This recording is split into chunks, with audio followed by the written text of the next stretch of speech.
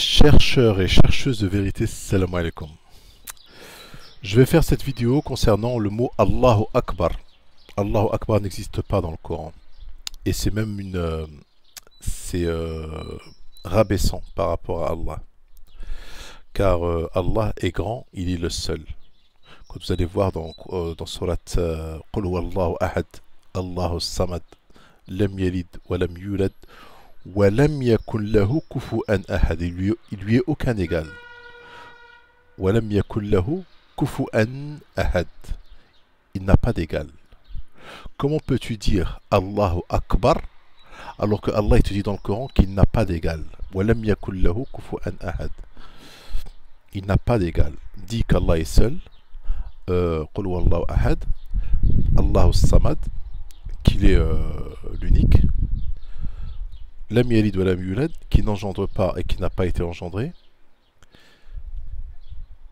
Wa lam yakun lahu kufuwan ahad, et qu'il n'a pas d'égal. Et toi tu vas dire Allahu Akbar. Allahu Akbar min madha? Allah est plus grand que quoi? Parce qu'il y a une différence entre Dieu est grand et Dieu est plus grand que. D'accord? Donc Allahu Akbar, ça veut dire que Dieu est plus grand que. Allahu Akbar. Allahu al-Kabir, c'est dans le Coran. Il y a un verset où il y a le mot Allahu al-Kabir, vous tapez, vous verrez. Allahu al-Kabir, ça existe dans le Coran, ça veut dire qu'il est grand, le grand. D'accord? Allahu al-Kabir, al, ça veut dire le grand. Mais Allahu Akbar n'existe pas dans le Coran. Maintenant, on va aller dans le surat Al-A'raf, dans le 180. Allah dit Walillahi al-asma'ul husna fad'uhu biha wa dharu alladhina yulhiduna fi asma'ihi sayujzawna ma kanu ya'malun. Yulhiduna fi asma'ihi. C'est Allah qu'appartient les noms les plus beaux. C'est à Dieu qu'appartient les noms les plus beaux. Invoquez-le par ses noms et laissez ceux qui profanent ses noms. Donc quand tu dis Allahu Akbar, tu profanes ces noms. Je te parle à toi, le sunnite. Ils seront rétribués pour ce qu'ils ont fait. Quand tu dis Allahu Akbar, tu profanes les noms d'Allah. Maintenant, quels sont les noms d'Allah? Par exemple, on va aller dans le surat Al-Isra. Dis, invoquez Allah ou invoquez le tout miséricordieux, quel que soit le nom par lequel vous l'appelez, il a les plus beaux noms. Et dans ta salade, ne réside pas à voix haute et ne t'y abaisse pas trop, mais cherche le juste milieu entre les deux.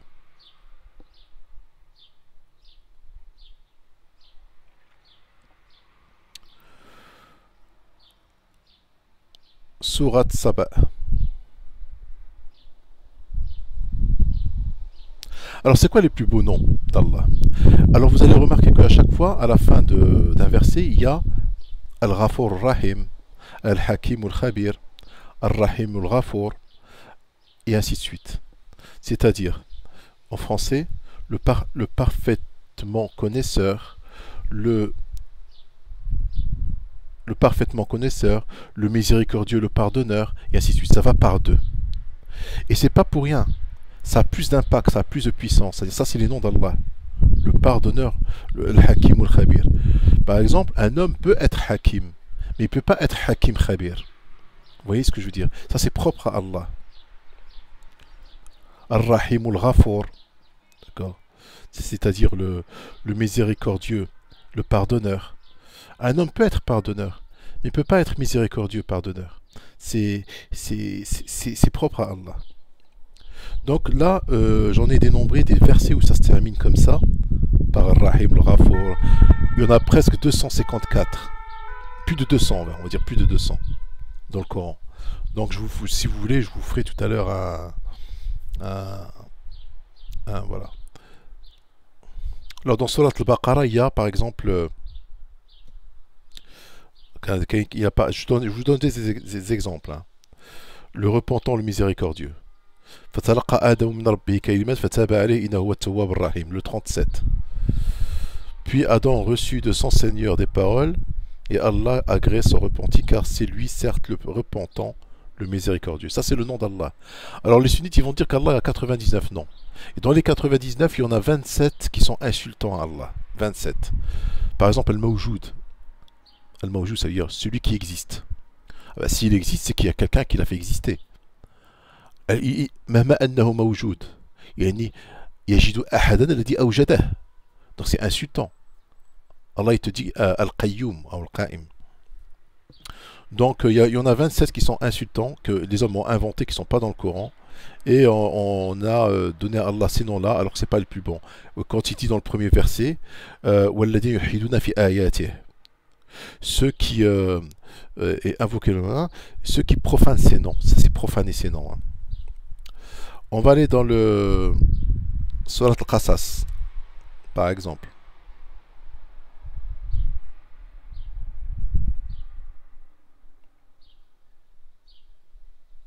Surat Al-Qasas, Al-Ghafur Rahim. Il dit Seigneur, je me suis fait du tort à moi-même, c'est le 16. Hein. Pardonne-moi, et il lui pardonna. C'est lui vraiment le pardonneur, le miséricordieux. Par exemple, on va aller dans le... Alors, Asma al-Husna, il y a le 28-16, le 28-217, le 52-28, le 18-58, le 30-27, le 85-13, le 11-117, le 6-164, le 6-96, le 42, le 42-19, le 14-1, le 85-8, le 32-16, le 38-9, le 38-66. Il y en a plein au Coran, dans le Coran. Là, on va aller dans Surat Al-Baqarah, dans ce qu'on appelle Ayat al-Kursi. Dans Ayat al-Kursi, déjà, on a les noms d'Allah, quelques noms d'Allah. Allah, point de divinité à part lui, le vivant.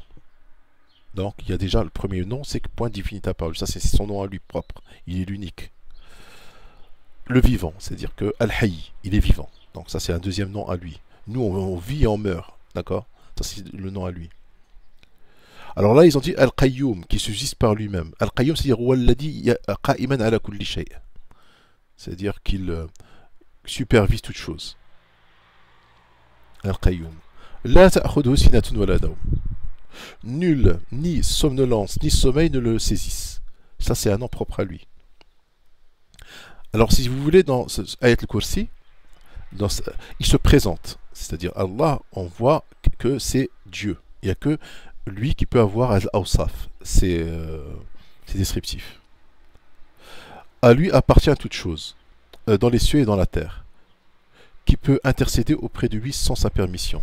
Il connaît leur passé et leur futur et sa science. Il n'embrasse que ce qu'il veut. Son trône, Al-Kursi, déborde les cieux et la terre, dont la garde ne lui coûte aucune peine. Et il est le très haut, le très grand. Alors, regardez en arabe comment il dit. وَهُوَ الْعَلِيُّ الْعَظِيمُ. Donc, Al-Azim, Allah Al-Azim. Al-Ali Al-Azim. Et moi, quand je dois l'invoquer, j'invoque Al-Ali Al-Azim. J'invoque pas que l'Azim. Quand je dois invoquer Allah par ses plus beaux noms, je dois l'invoquer avec la paire. وَهُوَ الْعَلِيُّ Al-Azim. Le très haut, le très grand. Il faut que ça aille ensemble. Parce que en étant ensemble, ça donne un nom à Allah.